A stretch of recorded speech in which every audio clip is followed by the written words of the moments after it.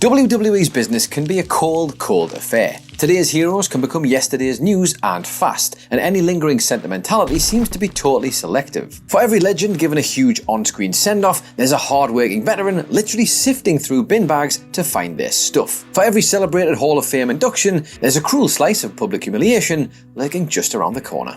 I'm Adam Nicholas, this is What Culture Wrestling, and these are 10 wrestlers WWE treated terribly on the way out. Number 10, Mickie James. I mean, what better starting point is there than this? Mickie James blew up social media by posting a picture of what WWE had sent her after terminating her contract on the 15th of April 2021. Basically, they packed her remaining personal items into a trash bag and mailed them off to her. The symbolic nature of this should not be lost on anyone. Triple H and Stephanie McMahon responded by apologising to Mickie, and as a result WWE have cut ties with Mark Carrano, the man blamed behind the incident. After all her years of service to WWE, and generally to women's wrestling as a whole, it's the pure coldness of this that seems to have stunned Mickie. She's a veteran who's worked tirelessly across multiple stints with the company, and then, all of a sudden, they cast her to one side, and it's basically, off you go, you piece of trash. Number 9, Shane Douglas. Shane Douglas was ECW's kingpin and one of the most respected names outside of the WWF or WCW when he signed on the dotted line with the former in late 1995. Typically for the time, Shane was given a hokey gimmick as evil Professor Dean Douglas, and yes, it's as bad as it sounds, but so was something else. He was never really made to feel welcome in WWF. The clique reigned supreme behind the scenes back then, and they really didn't like Shane. Douglas has spoken at length in various shoot interviews about how he struggled to get along with everyone from Shawn Michaels to Razor Ramon. That, unfortunately, meant his cards were marked from day one. Instead of broaching the problem and sticking by a guy he'd signed, Vince McMahon sided with those self-appointed locker room judges and got rid of Douglas by the end of the year. And to make matters worse, nobody believed that Shane's back injury was legit either, which meant he had to work through the pain or face even more heat. What a great company. Number 8, Luke Harper.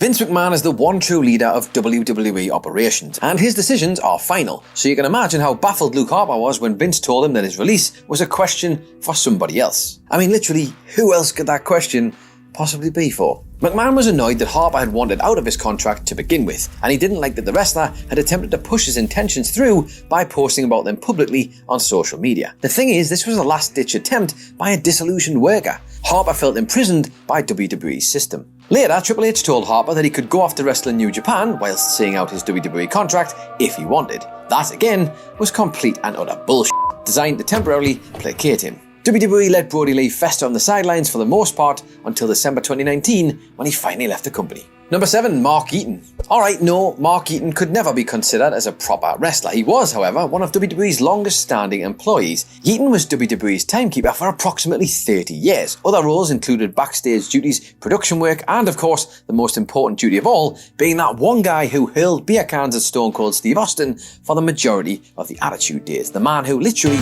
puts the heat in Eaton. But in 2014, quietly, WWE terminated his contract. Did he receive any acclaim whatsoever? Not a thing. Mark was just gone, and that was the end of that. The likes of Jim Ross and Austin paid tribute to their old buddy online, but that was about it. WWE didn't run a piece about Eaton's years of service on their website, and fans haven't heard much about him since. And while you might be thinking, this isn't exactly treated terribly, Adam, this doesn't quite fit the list. But let's be honest, would it have killed the company to give Eaton some sort of spotlight after 3 decades of service for them? The fact that they couldn't be bothered is actually quite sad, and to be honest, a man who can throw that many cans of beer into Stone Cold Steve Austin's hand with such goddamn accuracy, he deserves a place in the Hall of Fame. Number 6, Jim Johnston. If Mark Eaton's dismissal from the company is sad, then this one, well, this is just plain tragic. If you grew up in the 1980s and 1990s, then Jim Johnston penned the soundtrack to your childhood. He was the man responsible for classic entrance themes for Stone Cold Steve Austin, The Undertaker, The Shield, and countless others over the years. Then in 2017, it all ended with one brief phone call from the boss. Vince McMahon told Jim that his services were no longer required, and then he just hung up the phone. That, according to a 2018 interview Johnston did with Fightful, left a bad taste in his mouth. He'd been part of the WWE regime for 32 years at that point, and he believed he was due a little more courtesy. Unfortunately, it only gets worse. Jim described his royalty payments as mechanical. Long story short, he only pockets 3.5 cents on the dollar for any sale of his music. Meanwhile, WWE took, things may well have changed in recent years, 70 cents of that same dollar. The remaining 26.5 cents were divided up elsewhere. Well, Vince McMahon might not love you, Jim, but we do. Number 5. Stone Cold Steve Austin. In 2002, a fried and frankly fed up Austin grew so frustrated with the promotion's creative processes that he decided he'd rather not be there, and he ended up walking out before the 10th of June edition of Raw. And rather than try a friendly solution to get Austin back in the company, WWE decided to kick him while he was down. Vince McMahon appeared on TV to essentially wag his finger at Austin's decision, and announcer Jim Ross was used to suggest that Steve had taken his ball and gone home. It was a real sorry period for WWE, one made even worse when the company stopped selling all of Stone Cold's merchandise or promoting Austin at all. The shocking thing here is that Austin was the biggest star in the industry at that time, and he had been for years, but WWE wanted to send a message that nobody was bigger than the organisation itself. Regrettably, they did this by treating Steve like some over-the-hill hack who couldn't take the pressure anymore. Number 4. Lita. Lita has made it known before that she wasn't keen on the retirement angle WWE had in mind for her at Survivor Series 2006. The departing legend was happy to lose to Mickie James on pay-per-view, but she didn't think much of the, banter, shall we say, that followed. Crime Time were booked to come out, interrupt the moment and auction off some of Lita's personal items to the live crowd in Philadelphia. The segment was rudely referred to as a, quote, wholesale, end quote, by the tag team, and Lita was roundly humiliated. Crime Time sold off lingerie and found a pack of Monistat, a cream used to treat vaginal yeast infections, in her bag. This wasn't the way to go out, nor was it the way that Lita deserved to go out, and she knew it. She was super uncool with the idea and repeatedly tried to get it changed by writers and Vince McMahon in the weeks leading up to the event. But unfortunately, as you can see from these pictures, she was unsuccessful.